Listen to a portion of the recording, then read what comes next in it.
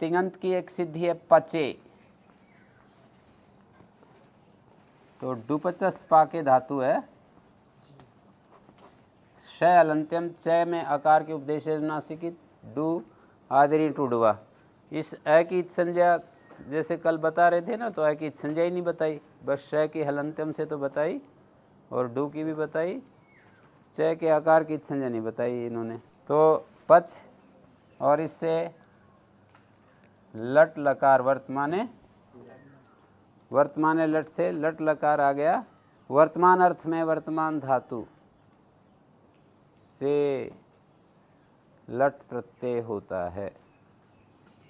जैसे भूते, भूत अर्थ में वर्तमान धातु से लुंग होता है, ऐसे सब का अर्थ ये होगा। परोक्ष अर्थ में वर्तमान धातु से लिट प्रत्यय होता है। ये धातु के अर्थ की को विशेषित कर रहे हैं। वर्तमान लट में वर्तमाने के द्वारा धातु के अर्थ को विशेषित कर रहे हैं।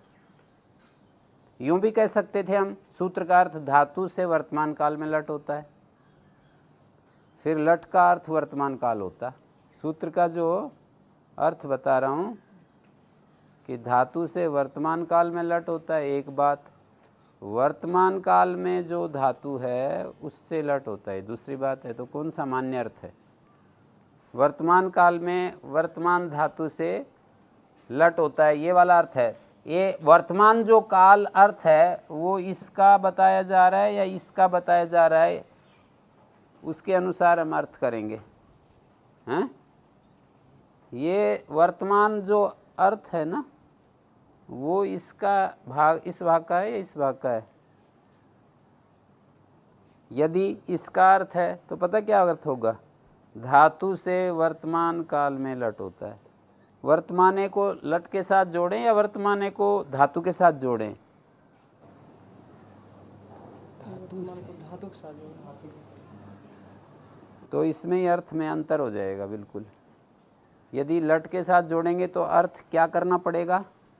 धातु से वर्तमान काल में लट होता है, ये अर्थ करना पड़ेगा। और यदि इसके साथ जोड़ना है तो अर्थ करना पड़ेगा वर्तमान काल में जो धातु उससे लट प्रत्यय होता है। तो आपको अंतर स्पष्ट हो रहा है कुछ? शाब्दिक रूप से तो अंतर है, और वैसे आर्थिक दृष्टि से देखिए तो लट का तो अर्थ एक तरह से कर्ता कर्म भाव जाएगा, और वो वर्तमान काल में हम बताना चाह रहे हैं या क्रिया को वर्तमान काल में बताना चाह रहे हैं, ये देखना पड़ेगा। हाँ, तो मैं यही तो बताना चाह रहा हूँ कि इतना अंतर चला जाता है, बहुत ही ज़्यादा डिफरेंस हो जाता है। ये धातु है, ये लट है, पच रूप बनाते हैं, जैसे पचती है या पचे है। तो ये जो वर्तमान हम विभाजन करके जब देखते हैं, इसमें दो भाग है ना, पच और अति। या पचे में देखेंगे तो पच और ए दो भाग हो गए ना। तो किसका क्या क्या अर्थ है ये विचार करोगे तो पच का अर्थ तो है क्रिया, व्यापार, हैं? और ए का अर्थ है कर्ता, उत्तम पुरुष, एक वचन, ये सब एक अर्थ है। इसको जो हम करते हैं ला कर्मणि च भावे का चा कर्म के भ्या, इसका अर्थ कर्ता बताते हैं ना उस सूत्र के द्वारा। तो एक अर्थ कर्ता बता दिया, एक अर्थ पुरुष बता दिया, उत्तम पुरुष, एक अर्थ एक वचन, द्वेकयोर द्विवचन एक वचन सूत्र से एक अर्थ एक वचन भी बताया ना, मतलब एक अर्थ। द्वेकयोर द्विवचन एक वचन का अर्थ है एक वचन एक अर्थ को कहता है, द्विवचन दो अर्थों को कहता है। तो ये जो ए है एक वचन है ना, इसका नाम एक वचन है, तो ये एक अर्थ को कह रहा है।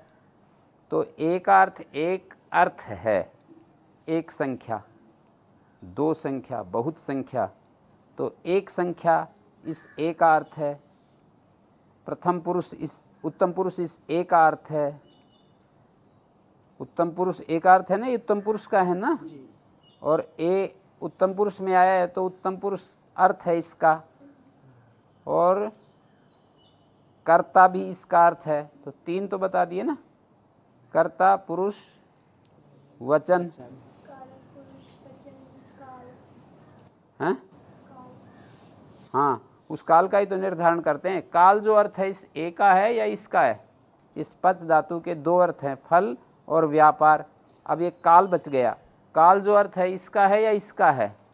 तो मतलब ये तो एक शब्द है, उसमें हम विभाजन करके देख रहे हैं। व्याकरण की प्रक्रिया में हम किसका क्या अर्थ कल्पित कर रहे हैं? जो अर्थ की कल्पना कर रहे हैं हम कि ये जो अर्थ हैं, फल और व्यापार अर्थ है, पुरुष अर्थ है, वचन अर्थ है, कर्ता कारक, कारक अर्थ है।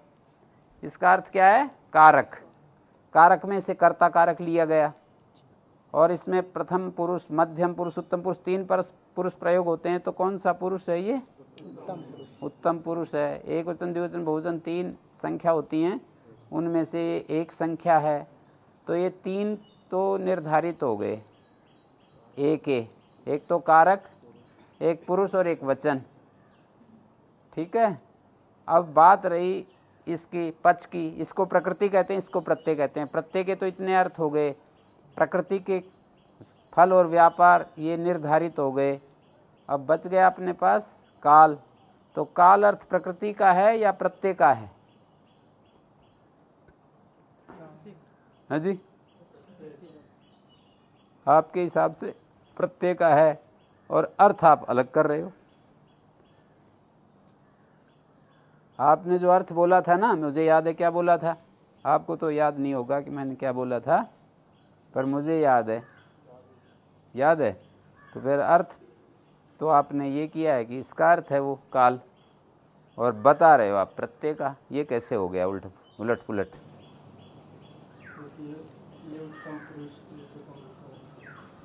वो तो हमने पहले निर्धारित कर लिया कि उत्तम पुरुष को कह रहा है, एक वचन को कह रहा है, कारक को भी कह रहा है।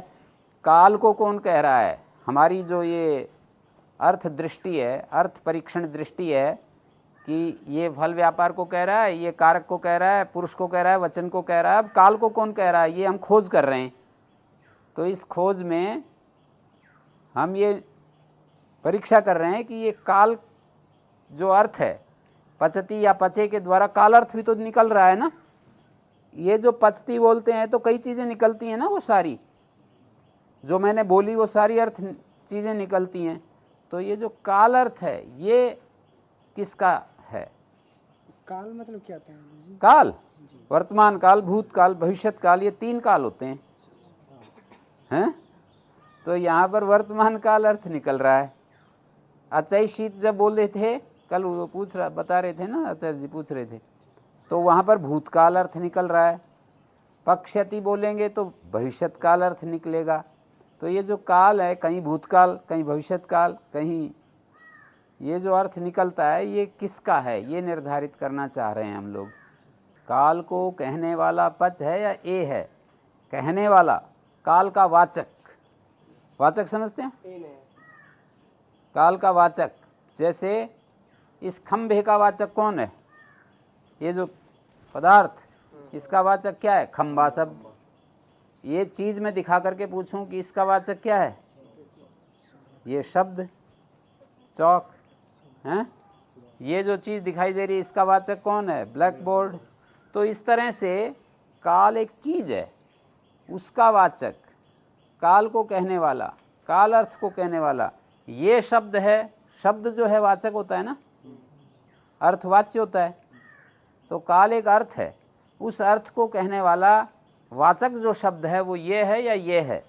काल का मतलब ये जो भूतकाल में कोई क्रिया होती है, भविष्यत काल, वर्तमान काल, ये जो काल होते हैं ना, भूतकाल, भविष्यत काल, वर्तमान काल, हर भाषा में, हर व्यवहार में 3 काल होते हैं। मैं दिल्ली जाऊंगा, मैं दिल्ली गया, मैं दिल्ली जाता हूँ, 3 काल में प्रयोग होते हैं ना।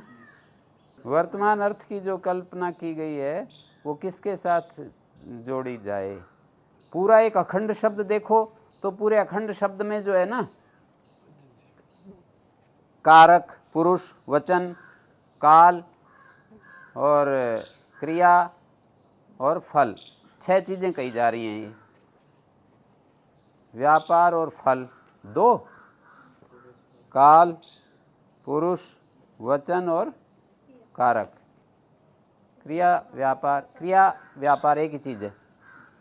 क्रिया और व्यापार एक चीज़ है, समझ गए।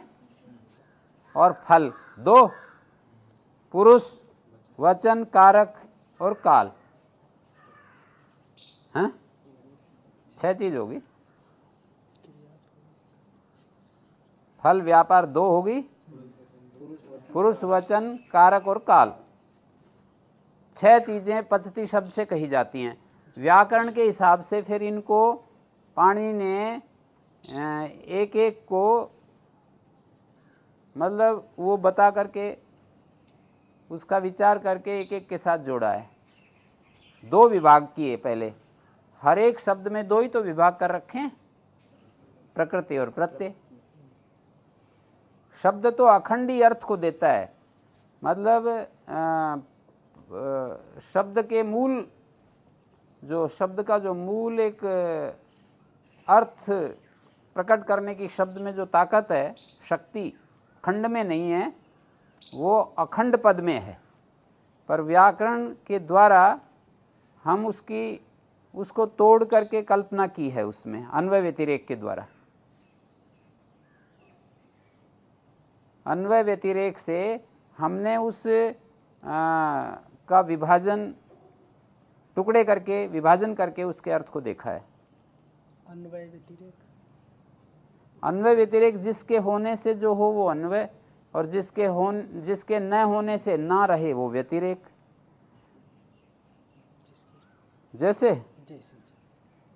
जैसे सूर्य के होने से प्रकाश और ऊष्मा ताप होता है, सूर्य के न होने से प्रकाश ऊष्मा ताप नहीं होता है।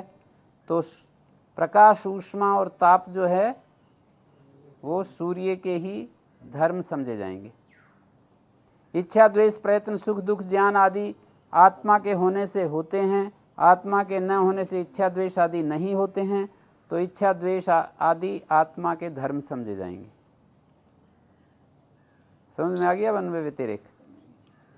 2 उदाहरण दिए मैंने, एक आत्मा का, एक सूर्य का। प्रकाश और ताप सूर्य के होने से ही तो होते हैं, सूर्य के न होने से नहीं होते। तो प्रकाश और ताप किसके धर्म ठहरे? सूर्य के ठहरे। इसी तरह से आत्मा के होने से हमारे अंदर इच्छा प्रकट होती है, सुख प्रकट होता है, दुख प्रकट होता है, सुख की अनुभूति, दुख की अनुभूति, हमें ज्ञान होता है। जैसे पहले कोई चीज़ नहीं जान रहे हैं, फिर जान जाते हैं। कहीं हमारा लगाव है, कहीं द्वेष है, होता है ना, कहीं प्रीति है, कहीं अप्रीति है। हम प्रयत्न करते हैं, आत्मा के होने से ही चेष्टा कर रहे हैं, प्रयत्न कर रहे हैं, जान रहे हैं। आत्मा के होने से ही सुखी हो रहे हैं, दुखी हो रहे हैं। आत्मा के होने से ही हमारी इच्छा होती है, किसी विशेष चीज़ में लगाव होता है। तो आत्मा के ही इच्छा द्वेष प्रयत्न आदि धर्म ठहरते हैं। तो इस तरह से यहाँ पर भी अन्वय व्यतिरेक देखा जाएगा। ठीक है, कैसे देखेंगे? फल और व्यापार, ये पचती बोलने में फल और व्यापार किसके होने से फल और व्यापार हो रहा है और किसके न होने से फल व्यापार नहीं हो रहा है। पच के होने से फल और व्यापार हो रहा है, पच का न होने से पचन रूप जो फल है, विक्लिप्ति। पचन का मतलब 2 हैं। एक तो पचन 2 जगह दिखाई दे रहा है ना हमारे को। कहाँ जो गुरुजी व्यापार में और फल में मिल रहा है, तो जो क्रियाएं कर रहा है वो पकाने की जो भी क्रिया आ रही है वो व्यापार में आ जाएगी। उसमें भी दिखा जा रहा है पच का, और जो फल प्राप्त होगा उसमें जो तैयार होगा, बन के आएगा जो भी, उसमें क्या बन कर आएगा? जैसे कोई भी पदार्थ बन कर आया हमारे सामने, तो उसमें भी देखा जाएगा फल के रूप में। हाँ, इस तरह से देखो, फल और व्यापार 2 जगह दिखाई दे रहा है का मतलब एक कर्ता में और एक कर्म में। व्यापार तो कर्ता में दिखाई दे रहा है, फल जो है वो कर्म में दिखाई दे रहा है। आपने बताया तो ठीक है कि भाई एक तो जो पदार्थ हो रहा है, पक रहा है, वो चीज़ है, तो पदार्थ तो कर्म है ना।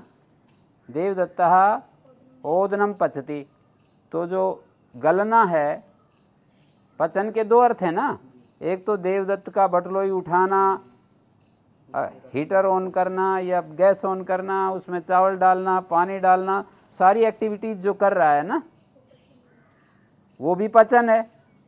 वो देवदत्त कर्तृक पाक है, देवदत्त निष्ठ पचन है, वो देवदत्त में स्थित पचन है ना, जो तरह तरह की वो एक्टिविटीज कर रहा है देवदत्त। कभी इधर जाता है, कभी इधर जाता है, कभी पानी चेक करता है, कभी उसमें कम रह जाता है तो पानी गर्म करके थोड़ा और गर्म पानी डालता है, ठंडा पानी नहीं डालता है गर्म पकाते हुए। ऐसे जो वो एक्टिविटीज है वो किसके अंदर हैं? देवदत्त के अंदर। और उन एक्टिविटीज के करते हुए कुछ दूसरी जगह भी पचन क्रिया हो रही है। ओदन जो है ना, वो गलते चले जा रहे हैं, पानी के अंदर पड़े हुए वो पकते जा रहे हैं। पहले उनके जो अवयव थे उसके अंदर वो हार्ड थे, वो शिथिल हो जाते हैं, तो वो भी पचन है देवदत्त में भी। तो देवदत्त में जो पचन है उसको व्यापार कहते हैं, ओदन में जो पचन है उसको फल कहते हैं। पचन जो है दो जगह है, ठीक है ना। अब देवदत्त कारक है और वो प्रथम पुरुष, मध्यम पुरुष, उत्तम पुरुष के रूप में हो सकता है, वो एक वचन, द्विवचन, बहुवचन के रूप में हो सकता है। तो कारक हो गया, पुरुष हो गया, वचन हो गया, फल व्यापार हो गया। अब काल बच गया। अब काल जो है वो कहाँ है? देवदत्त में है या फल व्यापार में है, ये देखना है। देवदत्त में है या पुरुष में है, कारक में है या पुरुष में है, वचन में है, या वो जो काल है वो फल व्यापार में है। वर्तमान काल की क्रिया, भूतकाल की क्रिया, भविष्यत काल की क्रिया, वर्तमान कालिक क्रिया है। और क्रिया हमेशा, वो क्रिया जो होती है या गुण जो होते हैं वो निराश्रय नहीं रहते हैं ना। जैसे जाति जो होती है वो निराश्रय नहीं रह सकती, रह सकती है जाति निराश्रय? निराश्रय माने आश्रय जिनका नहीं। हाँ, रह सकती। क्या आश्रय होता है जाति का? जाति का तो व्यक्ति होता है, जाति व्यक्ति में ही जाति रहती है, तो रह नहीं सकती। हाँ, तो इसी तरह से काल का आश्रय, काल का आश्रय क्रिया होती है, क्रिया का आश्रय काल होता है। क्रिया काल आश्रित या क्रियाश्रित काल?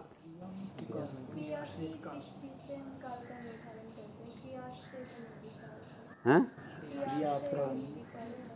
क्रिया आश्रय बने कि काल का, क्रिया ना हो तो हम फिर काल ऐसे खंड खंड विभाग करके जो हम देखते हैं काल के, वो हो ही नहीं सकता है। क्रिया भेदाय कालस्तु संख्या सर्वस्य भेदिका। नहीं पढ़ा आपने भर्तृहरि का श्लोक? दिष्टि प्रस्थ सुवर्णादि मूर्ति भेदाय कल्पते, क्रिया भेदाय कालस्तु संख्या सर्वस्य भेदिका। संख्या सब का भेद करती है। भेद मात्रम संख्या आह, संख्या तो जो है भेद को कहती है। भेद गणनम संख्या है, एक चीज, दो चीज, तीन चीज, चार चीज। भेद मात्रम संख्या आह, भेद मात्र को संख्या, भेद माने दूसरे से विशेष करना, अलग करके बताना। तो दिष्टि प्रस्थ सुवर्णादि मूर्ति भेदाय कल्पते। दिष्टि, प्रस्थ और सुवर्ण जो हैं ये मूर्ति का भेद करने के लिए किए जाते हैं। दिष्टि का मतलब है, दिष्टि जो है वो लंबाई चौड़ाई को मापने के लिए होता है ना, है जी। 9 अंगुल 12 अंगुल, 12 अंगुल जो है, एक बिलान जो है उसको दिष्टि कहते हैं, 9 इंच। और प्रस्थ, जैसे प्रस्थ होता है 4 कुडव का, अर्थात लगभग 1 सेर होता है। परिमाण होते हैं, प्राचीन परिमाण। कुडव होता है, पल होता है, कुडव होता है, प्रस्थ होता है, आढ़क होता है, द्रोण होता है, खारी होता है, कुंभ होता है, आचित होता है। ये सब प्राचीन काल के परिमाण है। जैसे इस समय किलोग्राम वगैरह वगैरह चलते हैं ना। तो क्या बताया मैंने? दिष्टि, प्रस्थ, सुवर्ण आदि। दिष्टि तो लेंथ नापने के लिए होती है, प्रस्थ जो है वो वेट मापने के लिए होता है, भार को मापने के लिए होता है, और सुवर्ण जो है वो प्रस्थ ऐसी चीज होती है कि जो अंदर डाल करके जैसे किसी चीज को मापा जाता है ना, लीटर की तरह। और सुवर्ण उस तरह का है जैसे कि किसी चीज को तोला जाता है ना तराजू में, जैसे बाट होता है ना, बाट। प्रस्थ द्रव्य के लिए हो सकता है, द्रव्य को गिनने के लिए। दिष्टि द्रव होता है जैसे पानी, दूध आदि के लिए। आजकल द्रव होता है, पहले अनाज भी मापते थे वैसे ही। दृष्टि, प्रस्थ, सुवर्ण आदि। तो दिष्टि, प्रस्थ, दिष्टि का मतलब लेंथ नापने के लिए जो माप होता है उसको दिष्टि कहते हैं, लेंथ। और प्रस्थ जो है वो भार मापने के लिए होता था, वस्तु का जो क्वांटिटी मापने के लिए। भार मापने के लिए सुवर्ण। तो क्वांटिटी माप जो है वो प्रस्थ से कर रहे हैं, और वेट का माप जो है सुवर्ण से कर रहे हैं, तराजू आदि के द्वारा। उसका जो भार, उस चीज का जो मास है, ये तीनों चीजें जो है ना, दृष्टि हो, प्रस्थ हो, सुवर्ण हो, किसी मूर्त पदार्थ को मापने के लिए होते हैं। मूर्ति पदार्थ, मूर्तिमान पदार्थ का भेद करने के लिए होते हैं। भेद का मतलब मापना। और क्रिया भेदाय कालस्तु, क्रिया को मापने के लिए काल है। काल जो है क्रिया को ऐसे मापता है, ये सुई की घड़ी है ना, वो क्रिया को माप रहा है कि ये यहाँ से चली और ऐसे ऐसे चल करके। मैं तो ऐसे सोचती थी कि क्रिया इतनी क्रिया हुई तो इतना काल हो गया, ऐसे हम सोचते हैं। काल क्रिया तो माप रहा है। मतलब ठीक है, सूर्य, इसकी सुई की घड़ी से घंटा हमने, जैसे सूर्य की क्रिया के आधार सूर्य की पृथ्वी की क्रिया के आधार पे हम समय का निर्धारण करते हैं। सूर्य की क्रिया के आधार पर पृथ्वी की गति, माने पृथ्वी की गति पर सूर्य की गति को आरोपित करके हम कहते हैं ना कि सूर्य यहाँ था, यहाँ पर नीचे आ गया। मतलब जो उसकी क्रिया है उसके आधार से ही तो हम समय मापते हैं। और हम तो यूँ कह रहे हैं कि समय जो है क्रिया भेद के लिए हो जाता है। दोनों ही बात है ना उसमें। काल ने क्रिया को भिन्न कर दिया, दूसरी क्रिया से भिन्न कर दिया, और क्रिया ने काल को जन्म दिया।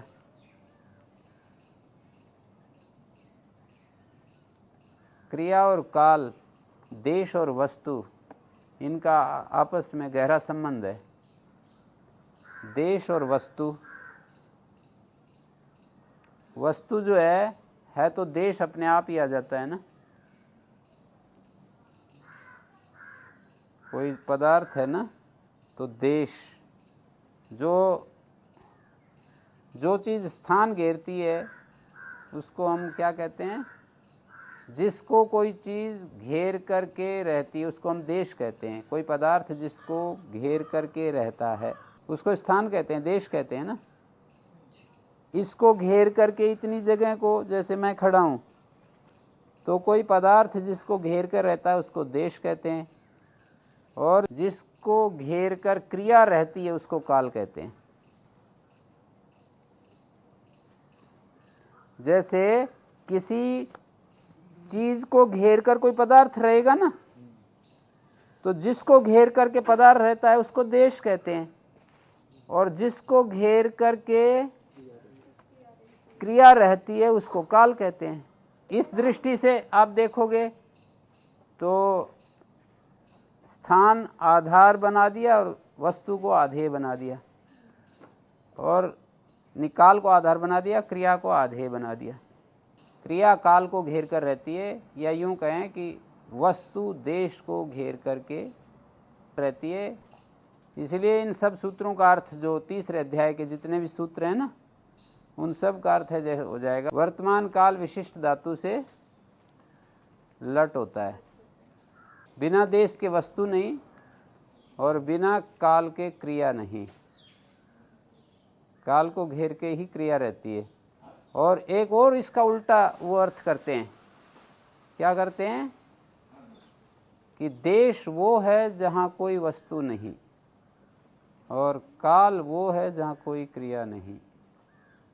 उल्टी उत्पत्ति भी निकालते हैं। उल्टा तो ऐसे ही किया ना कि जिस समय कोई क्रिया नहीं वो काल है, या जिस जगह कोई वस्तु नहीं है वो देश है। जिस जगह कोई वस्तु नहीं, जैसे देश हमने उसको कह दिया जहाँ कोई वस्तु नहीं है।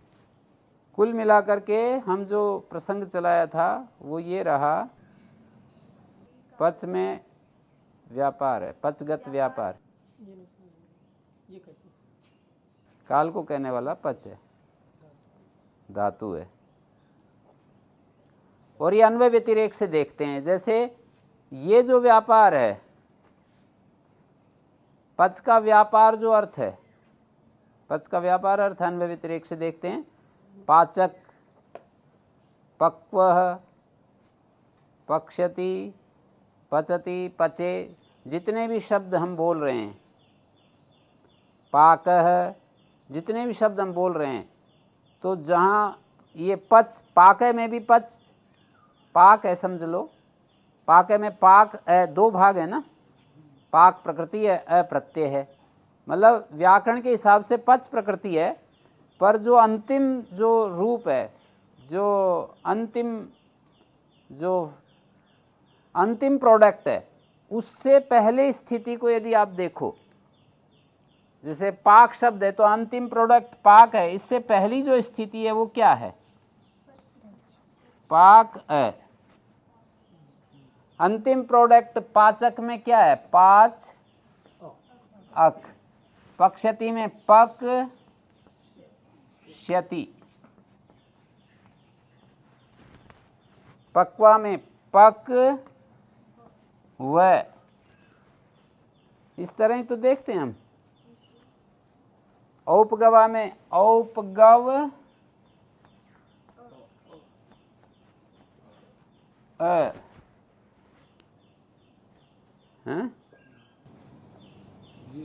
पक्ष तो हमेशा वर्तमान काल में भविष्य में एक पक्ष तो रहेगा, प्रत्यय बदलने से तो वो उसका द्योतन करता है ना, उस अर्थ का प्रत्यय द्योतक हो जाता है।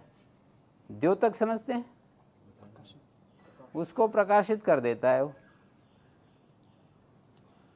प्रकाशित कर देता है। जैसे आगच्छति का उदाहरण पकड़कर समझते हो। गम के सारे अर्थ हैं, इधर आना भी गम का अर्थ है, उधर जाना भी गम का अर्थ है, ऊपर जाना भी गम का अर्थ है, नीचे जाना भी गम का अर्थ है, सारे गमन है ये। इसी तरह से वो क्रिया भूतकाल की हो, भविष्यत काल की हो, वर्तमान काल की हो। जैसे इधर आना भी गमन का अर्थ है, उधर जाना भी गमन का अर्थ है, ऊपर जाना भी गमन का अर्थ है। लेकिन केवल गम बोलेंगे तो ये सारे अर्थ प्रकट नहीं होते हैं, अप्रकट रहते हैं। जब उत लगा देंगे तब प्रकट होगा ऊपर जाना, आ लगा देंगे तब हो जाएगा इधर आना, अभी लगा देंगे किसी की ओर जाना है। अवगच्छति तो अर्थ हो जाएगा नीचे जाना है या किसी के अंदर जाना। और प्रगमन, प्रकृष्ट रूप से गमन, ये सारे जो उपसर्ग होते हैं उस अर्थ के। प्रत्यागच्छति, प्रति आ लगा देंगे तो जाकर के वापिस आना, ये गमन, इस तरह का गमन लक्षित होगा। केवल गच्छति कहेंगे जाता है, प्रत्यागच्छति कहेंगे तो जाकर के फिर वापिस आ रहा है, ये अर्थ निकल रहा है। गम के अर्थ हैं, पर वो जो श्यति प्रत्यय जोड़ेंगे, इष्यति प्रत्यय जोड़ेंगे तो भविष्यत्कालिक गमन अर्थ हो गया। जैसे उत जोड़ने से ऊर्ध्वगमन हो गया, आ जोड़ने से इधर आना हो गया, अभी जोड़ने से किसी की ओर जाना हो गया। जैसे गम वाचक है लेकिन उत आ, अभी, ये सारे उस विशिष्ट गति के द्योतक हो गए। विशिष्ट गति एक सामान्य गति, तो सामान्य वो होता है जो सब में रहे, विशिष्ट वो होता है जो कहीं कहीं रहे। तो सारी गतियां हैं, उन सब को गमन कह रहा है, पर आ बोलने से एक विशिष्ट गति ली जाएगी, अभी बोलने से एक विशिष्ट गति ली जाएगी। ठीक है, तो वो उन अर्थों को द्योतित कर देगा प्रत्यय। भूतकाल की गति इष्यति ने प्रकट कर दिया, वर्तमान काल की गति अति ने प्रकट कर दी। अति प्रत्यय जोड़ने से वर्तमान काल की गति प्रकट होगी, हैं? और अपाक्षित,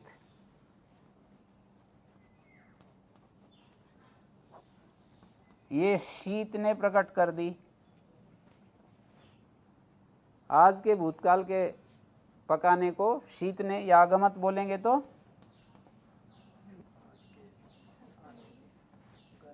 अत ने जो है आज की गति को, आज की भूतकालिक गति को प्रकट कर दिया। गम के द्वारा आज के भूतकाल की गति, आज की भूतकालिक गति या सामान्य भूतकालिक गति, सामान्य भूतकालिक गति थी, उसको अत ने प्रकट कर दिया। गम में तो सामान्य गमन था, अत ने सामान्य भूतकाल विशिष्ट बना दिया उसको। और अगच्छत है, अगच्छत है तो अनद्यतन भूतकाल विशिष्ट। और इधर ए जो है ये किसको प्रकट कर रहा है? ए जो है इसके साथ जुड़ रहा है या इसी के साथ जुड़ रहा है? गच्छ के साथ ही, मतलब उस व्यापार को, भूतकाल के व्यापार का वाचक, भूतकाल अर्थ का जो वाचक है, भूतकाल अर्थ को कहने वाला, ये अगच्छ शब्द है। और इसको व्यापार को प्रकट किया है अत ने, और अत ने पुरुष को भी प्रकट किया, कारक को भी प्रकट किया, वचन को भी प्रकट किया। और ये विशेषण विशेष्य भी देखा जाता है कि जो है कर्ता अर्थ है ना, देखो अत का अर्थ करता है, ये विशेषण हो रहा है यहाँ, व्यापार के प्रति ये विशेषण बन रहा है, व्यापार विशेष्य है। और पुरुष जो है वो कर्ता के प्रति विशेषण बन रहा है। पुरुष विशेषण है और कर्ता विशेष्य है ना। प्रथम पुरुष विशिष्ट कर्ता का एकत्व, माने प्रथम पुरुष ये कर्ता का विशेषण बना, प्रथम पुरुष कर्ता एकत्व का विशेषण बना।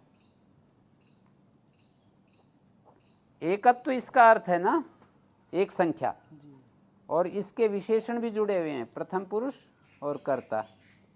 और ये जो कर्ता है ये काल में विशेषण बन रहा है, कर्तृ विशिष्ट जो पच धातु का वर्तमान कालिक व्यापार, ऐसे बोलेंगे कर्तृ विशिष्ट वर्तमान कालिक पचन क्रिया। कर्ता से युक्त, ये विशेषण है, इसमें ये विशेष्य है, ये विशेषण है। विशेषण विशेष्य भी व्याकरण की बहुत ही बड़ी चीज है समझने के लिए भी। जिनको विशेषण विशेष समझ में आ गया, व्याकरण शास्त्र उनके लिए बिल्कुल सरल है।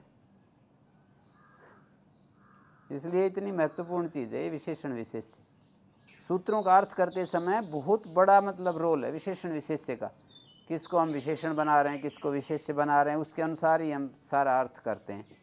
जैसे इदुदेत द्विवचनम प्रक्रियम, इदुदेत विशेषण है, द्विवचन विशेष है, इसलिए इदाद्यंतम द्विवचनम ऐसा अर्थ करते हैं। यदि द्विवचन विशेषण और इदुदेत विशेष, और इसमें कामचार होता है, इच्छा हमारी होती है किसको विशेषण बनाएं, किसको विशेष्य बनाएं। गुण और द्रव्य में तो प्राय यही है ना कि गुण विशेषण होता है, द्रव्य विशेष्य होता है। यदि समानाधिकरण रूप से हम कह रहे हैं, यदि व्यधिकरण रूप से हम कहेंगे तब तो गुण को अलग करके कह सकते हैं विशेषण के रूप, विशेष्य के रूप में। पर समानाधिकरण में यदि किसी चीज़ को कह रहे हैं तो गुण हमेशा विशेषण होता है, द्रव्य विशेष्य होता है। जैसे लाल घोड़ा, तो हमेशा लाल विशेषण है, घोड़ा विशेष्य, घोड़े की लाली। ऐसा यदि हम व्यधिकरण करके, अलग करके, भेद करके कथन करें, गुण विशेष्य बनेगा, पर वो मतलब भेद कथन करना पड़ेगा। समानाधिकरण में कभी ऐसा नहीं होगा, हैं? व्यधिकरण में हो सकते हैं। लाल घोड़ा में लाल विशेष ऐसा कभी नहीं होगा, लाल घोड़ा में लाल विशेषण ही रहेगा। तो पच और लट का मैंने अर्थ बताया आप लोगों को, और ये सारे जो तीसरे अध्याय के जो प्रत्यय है ना, उन सब के लिए ये बात होगी। एक बता करके सारा सिद्धांत बताया है मैंने कि जैसे वो परोक्ष लिट का अर्थ करोगे तो यही परोक्ष अर्थ में विशिष्ट जो धातु, परोक्ष अर्थ में वर्तमान जो धातु, उससे लिट प्रत्यय होता है। अनद्य ने लंग का अर्थ होगा अनद्यतन काल विशिष्ट जो धातु, अनद्यतन भूतकाल विशिष्ट जो धातु, उससे लंग प्रत्यय होता है। लुंग प्रत्यय का अर्थ होगा भूतकाल विशिष्ट जो धातु, उससे लुंग प्रत्यय होता है। फिर ये लुंग क्या कर रहा है, उस काल को द्योतित कर रहा है। ये व्याकरण में ना उपसर्ग और क्रिया के बारे में, उपसर्ग द्योतक क्रियावाचक, इसी तरह से ये लडादि प्रत्ययों के विषय में भी लडादि द्योतक क्रिया उसका अर्थ का वाचक होती है।